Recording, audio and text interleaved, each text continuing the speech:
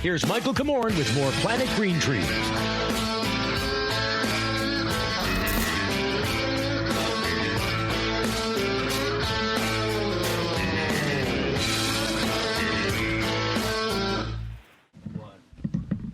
All right, so we're back, I guess. We're back. Everyone is back in position.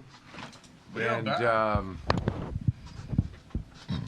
let's go through some of these topics. How's that sound? Everyone game for that? I do love a good topic. All right, so new Michigan legislation would strengthen consumer protections around cannabis products. How's that? How's that? Does it involve opening Mertma? Because they're gonna. They're just gonna make it all illegal completely again. Well, obviously, when you have a new industry, one of the topics that the state can spend time, energy investing in is the consumer protection and regulations to protect when the industry is brand new. So this is the type of thing that will probably get a lot of legs and appeals to a lot of people, because I think because as it goes, the legislature did not pass the recreational law, and to ask them to fix it is silly because they didn't pass it in the first place. It doesn't need fixing. It was passed. We needed an attorney general that's going to enforce it. So I think this is just one of the many ways in which we're going to see the, different attempts and strokes to try to knock the door open so amendments can take place. We already saw the introduction of a bill that was going to require caregivers, if I'm not mistaken, to register wherever they are. It didn't get a lot of legs, and ultimately the bill was withdrawn, but that doesn't mean it won't come back. Here we go. We've got new Michigan legislation would strengthen consumer protection. The Michigan Regulatory Reform Committee is set to hold a hearing over new legislation that would clear the air concerning consumer protections around cannabis products. Senator Kurt Vonderwall of Grand Rapids, what do you know? A Republican would amend the current Cannabis License Act to make requirements that cannabis licensees have proper insurance or financial backing in case someone is injured by one of their products. One of their dangerous products.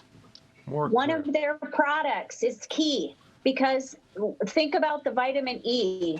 Think about the bulletins that come out with the recalls. Okay, insert. I mean, who would have thought that somebody would, file a suit or something like that against, if you're injured, quote unquote? How are you going to get injured, first of all? But secondarily, why would we have that? Here you go. Why is that a guideline? And also, go ahead. I'm sorry. Keep going. Keep going, please. And Jamie, is it true that you guys had to also agree to some type of union thing with your staff? Well, not yours specifically, but with dispensaries. Was that part of anything? That didn't amount to anything. Oh, that might have been an IPSI. Oh, okay.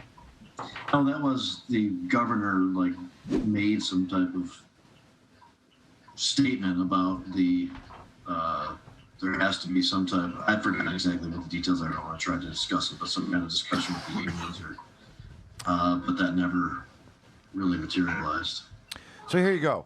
Do you think this is okay? Do you think this has anything to do with it still being Schedule 1? It could or could not. Okay. But I would say that this whole argument being made here in this article would maybe not be made if it was not Schedule 1. But the introduction of this bill would require cannabis businesses to file proof of financial responsibility for liability or bodily injury resulting from the manufacturing, distribution, transportation, or sale of marijuana or marijuana-derived products, and spells out what the proof of responsibility can be. Applicants must also include a liability insurance policy, something not required right now. So what you have here is a automatic, whatever the cost of doing business is, an increase now that doesn't otherwise exist there. It's over-regulation. Furthermore, there is nothing to which anybody can point a finger that would require this to be needed. However, they make an attempt to dirty the conversation and the ideas here. There have been a number of recalls of marijuana products in Michigan in recent months. Recalls, but not meaning the system's working. Mm-hmm. They're recalling it. No one's gotten sick. Right. Last year, a lung illness linked to tainted cannabis vaping cartridges. Not true. It was It was e-cigarettes with vitamin E, primarily sold in the black market. Again, not effectuating the need for this legislation, not pointing to a place and time where this has happened within the regulated market. And if they wanted to create some consumer protection issues and fix those for the black market, be my guest, right? That's what he really is pointing out is the problem here. And that's his words, use the word black market, not mine, or call it Senator Kurt von der Wall.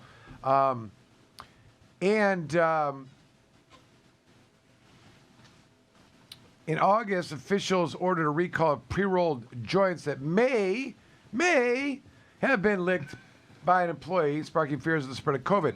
And I promise you, if anyone caught COVID from a licked marijuana joint, we would have heard about it, don't you think? Don't you think that would have... You know, it is exactly like the fear-mongering of the need to find and get a per se number because everyone driving with cannabis in the system is dangerous and blah, blah, blah, blah, because you can point to the data that doesn't support that and that the studies done by the police themselves don't support that. Yet here we are trying to regulate and pass laws to catch people, you know, with cannabis in their system.